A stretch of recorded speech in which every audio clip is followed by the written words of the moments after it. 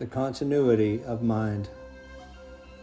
From the Buddhist point of view, the main argument that establishes rebirth is one based on a profound understanding of the continuity of mind. Where does consciousness come from? It cannot arise out of nowhere. A moment of consciousness cannot be produced without the moment of consciousness that immediately preceded it. The basis on which Buddhists accept the concept of rebirth is principally the continuity of consciousness.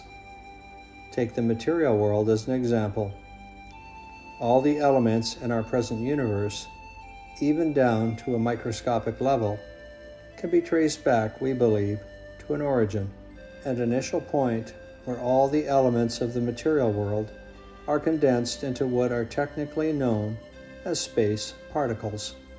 These particles, in turn, are the state which is the result of the disintegration of the previous universe. So there is a constant cycle in which the universe evolves and disintegrates, and then comes back again into being. Now, mind is very similar. The fact that we possess something called mind, or consciousness, is quite obvious, since our experience testifies to its presence.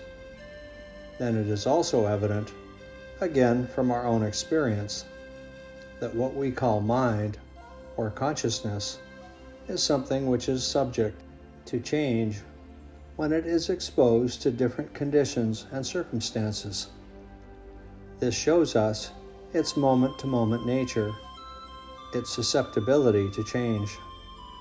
Another fact that is obvious is that gross levels of mind or consciousness are intimately linked with psychological states of the body and are, in fact, dependent on them. But there must be some basis, energy, or source which allows mind, when interacting with material particles, to be capable of producing conscious, living beings. Just like the material plane, this too must have its continuum in the past.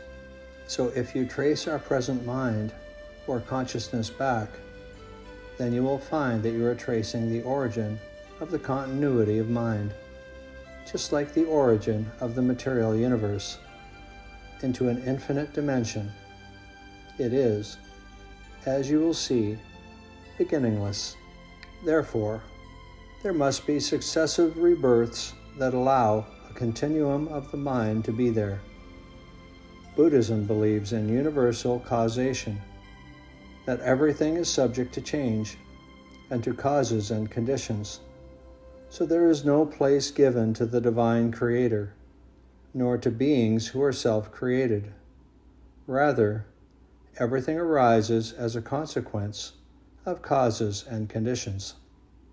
So mind, or consciousness too, comes into being as a result of its previous instance.